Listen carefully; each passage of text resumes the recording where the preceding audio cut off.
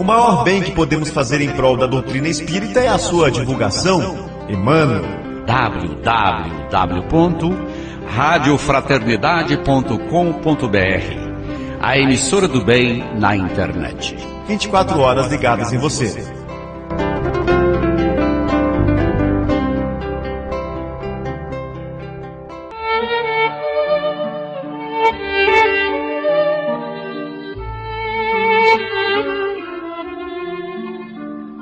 Ouvintes da web, Rádio Fraternidade, a emissora do bem na internet. As nossas saudações em Jesus.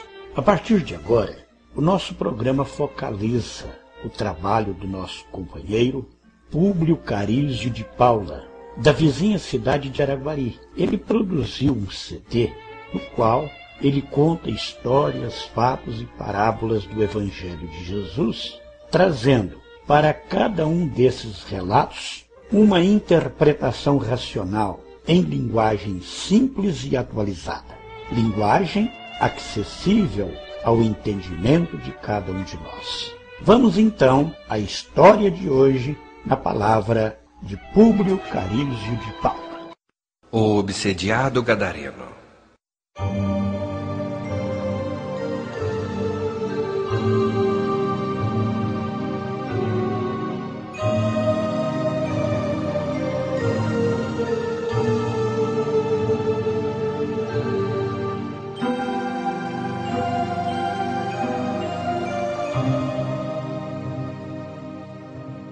Jesus havia concluído o atendimento às pessoas nas areias brancas do lago de Tiberíades.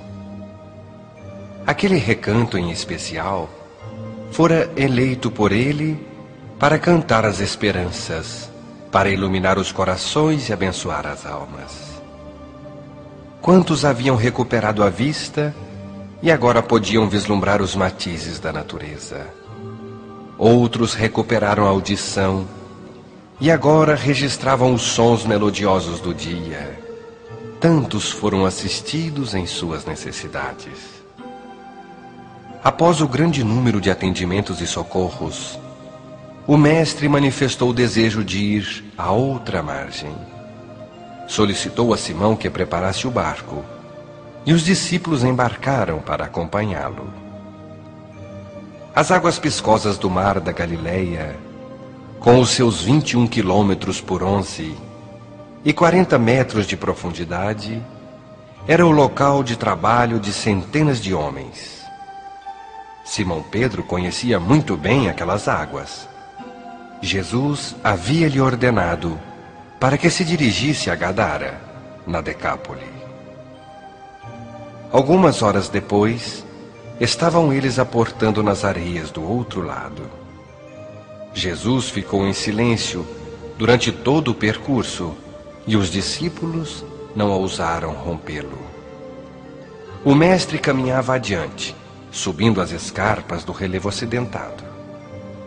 Quando atingiram o topo, cruzaram por um cemitério e de uma das furnas abandonadas saiu um homem de punhos cerrados, cabelos desgrenhados e seminu, dirigindo-se ao mestre para agredi-lo. Jesus estanca o passo. Olha o homem com piedade e então pela boca daquele sofredor, dizem os espíritos: Jesus, Filho de Deus, que vieste fazer aqui? Acaso vieste nos expulsar? Parecia que os espíritos infelizes e maus tinham a ciência do que iria ocorrer. E o mestre, com austeridade na voz, pergunta: Como te chamas? Nós nos chamamos Legião, porque somos muitos os que habitamos este corpo. O mestre então falou: Eu vos ordeno, ide. Mas antes de irem-se, questionaram: Permite tu que entremos nos porcos que pastam aqui nas proximidades? Ide-vos e libertai o homem, repetiu enfático. Gadara tinha como uma de suas atividades principais a cria de suínos. E ali nas cercanias, alguns pastores cuidavam de uma vara de porcos. Aqueles homens viram Jesus ordenando aos espíritos saírem do endemoniado.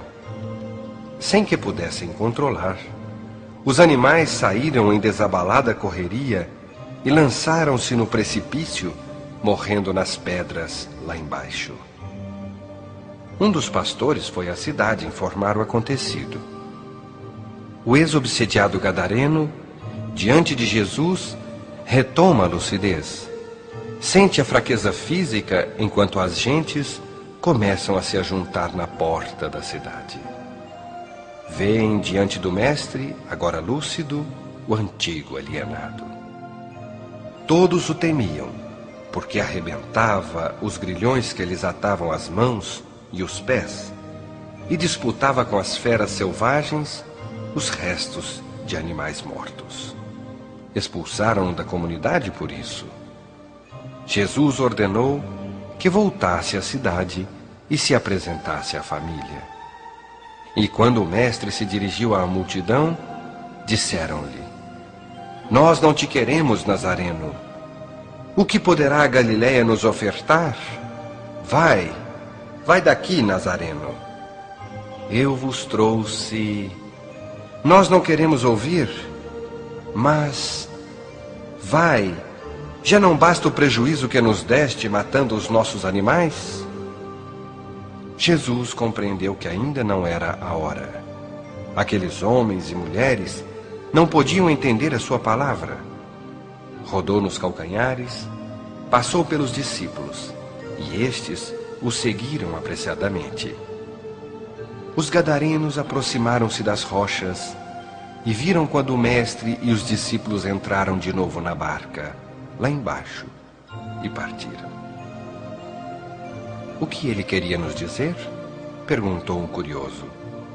Nós não deixamos falar, respondeu uma mulher. Será que era importante? Questionou o outro. Voltemos às nossas casas, resmungou um homem contrafeito. E a multidão se desfez.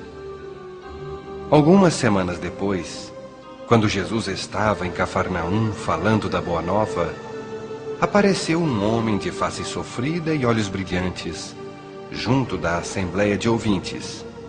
E a partir de então, o ex-obsediado de Gadara passou a seguir as pegadas do Mestre, a servir e a amar.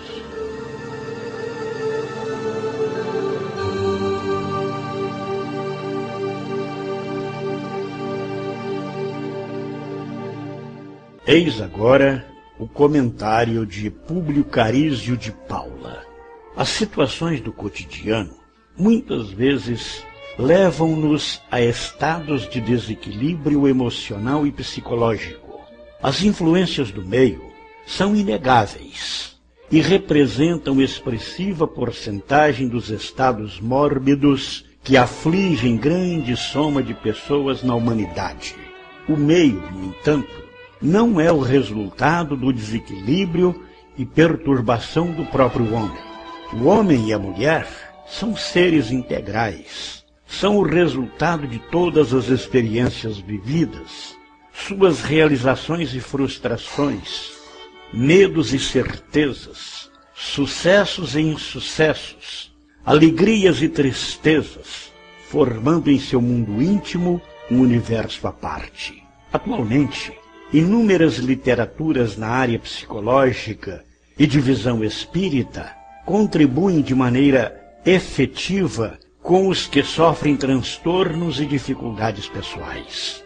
Os comportamentos adotados nas inúmeras situações com que nos deparamos no cotidiano derivam dessas realidades gravadas em profundidade no inconsciente e que comparecem na realidade objetiva do dia a dia, determinando ações, pensamentos e resoluções. Postos de lado os preconceitos e o espírito de negação absoluta, necessitamos fazer uma autoanálise de nós mesmos. Será que nos conhecemos de verdade? Quem sou eu? Aonde quero chegar com minhas ações? As respostas nunca nos fazem esperar, mesmo que o nosso amor próprio e o nosso orgulho queiram nos iludir. A voz interior não mente a nosso respeito, nem superestima, nem subestima. Sem qualquer pieguismo, identifiquemos como enxergamos a vida e o quanto ela representa para nós. Este primeiro passo é fundamental no equacionamento das dificuldades psicológicas e psíquicas. O homem de Gadara, cidade do outro lado do Jordão, na região denominada Decápole, naturalmente tinha suas opções comportamentais, seus gostos e manias, hábitos e afazeres, antes da obsessão. As atitudes negativas e infelizes, resultantes de suas imperfeições morais, seguramente determinaram uma energia, uma atmosfera psíquica em torno dele, de magnetismo idêntico, o que propiciou a aproximação dos espíritos maus e infelizes e a instalação da obsessão. É importante salientar que as interferências e ingerências desta casta de espíritos nunca ocorrem sem que estejam dentro das leis de Deus. Existe o automatismo da lei de afinidade, de semelhança. Ademais, as interferências, não se instalam de inopino, mas como vazamento de um dique, vão pouco a pouco, apresentando-se mentalmente, sendo aceitas sugestões que se imiscuem nos pensamentos e aos quais vamos dando guarida, digerindo e até somatizando. Quando estudamos eletricidade na escola, aprendemos que polos opostos se atraem. Porém, no mundo moral, ocorre exatamente o inverso. Os semelhantes se atraem. O comportamento, as palavras, os pensamentos apresentam energia positiva ou negativa, conforme os seus conteúdos bons ou maus, determinando as companhias espirituais. Há um ditado popular que diz: dize-me com quem andas e dir-te-ei quem és. Façamos aqui uma outra colocação. Mostra-me quem és e dir-te-ei quem te acompanha do ponto de vista espiritual. Aliás, no livro Agenda Cristã, o André Luiz diz que os nossos pensamentos identificam as nossas companhias espirituais. O autoconhecimento é a chave para o progresso individual, para a mudança de padrões mentais, psicológicos e espirituais psíquicos. A partir do autoconhecimento, não mais reações desequilibradas, e sim ações decididas e pensadas, cujos resultados são promessas de paz e harmonia. A obsessão do gadareno, terminada as razões de continuidade, foi atendida por Jesus, cuja autoridade moral submetia tais espíritos. Os porcos assustados estouraram em disparada porque registraram as presenças espirituais infelizes, portadoras de magnetismo inferior perturbador, e não porque eles, os espíritos, entraram nos animais. As constrições obsessivas são sempre de ordem mento-cerebral. A multidão da cidade não desejou ouvi-lo, desprezou-lhe o verbo seguro e abençoado. A sua mensagem é firme roteiro para evitar dificuldades, como as do homem que acabava de ser libertado.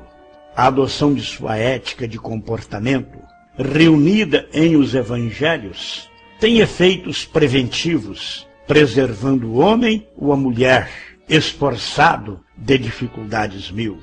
Opta, portanto, prezado ouvinte, por conhecer-te a ti mesmo. A partir daí, implanta em tua vida diária, principalmente no lar, o culto do bom proceder. Evita dificuldades e problemas, criando em torno de ti uma atmosfera de otimismo, trabalho e amor, para que tenhas próximo aqueles que se afinizam com tais qualidades e que são os bons espíritos, incentivadores do progresso, do que é bom, do ideal e do belo. Não te atemorizes quanto às dificuldades do próprio equacionamento. Começa, portanto, sem te afligires, não deixando para amanhã o que podes fazer ainda hoje. Conhece-te e dirige-te para o bem, sintonizando-te com as energias criadoras da vida, e elas te farão feliz. Portanto, o comentário feito pelo nosso amigo Públio Carísio de Paula, comentário que acompanha o seu CD sobre histórias, fatos e parábolas do Evangelho de Jesus. E nós, com esta apresentação, estamos encerrando o nosso programa de hoje. Vamos, no entanto, terminar a nossa audição com a prece que habitualmente fazemos no encerramento do nosso programa. Prece de louvor e de agradecimentos a Jesus. Louvado seja, Senhor, na glória do lar celeste, pelos bens que nos trouxeste no Evangelho Redentor. Na tarefa renovada que o teu olhar nos consente, de espírito reverente, clamamos por teu amor. Pobres cegos que fugimos, da luz a que nos elevas, nossa oração rompe as trevas. Escuta-nos, Mestre, e vem. Retifica-nos o passo para a estrada corrigida, sustentando-nos a vida na força do eterno bem. Dá-nos, Jesus, tua bênção, que nos consola e levanta, que a tua doutrina santa vibre pura e viva em nós. Faze, Senhor, que nós todos, na caminhada incessante, cada dia, cada instante, possamos ouvir-te a voz. Ampara-nos a esperança, socorre-nos a pobreza, liberta nossa alma presa do erro e da imperfeição. Mestre excelso da verdade, hoje e sempre, em toda parte, ensina-nos a guardar-te no templo do coração. Assim seja. Nós agradecemos a todos vocês, prezados ouvintes, pela amável companhia e até o próximo programa, se Deus quiser. Rádio Fraternidade, a emissora do bem na internet, trabalhando na construção de um mundo melhor. Ave Cristo em nossos corações.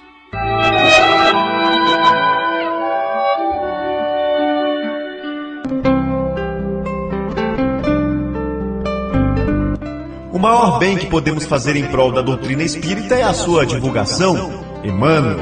www.radiofraternidade.com.br, a emissora do bem na internet. 24 horas ligadas em você.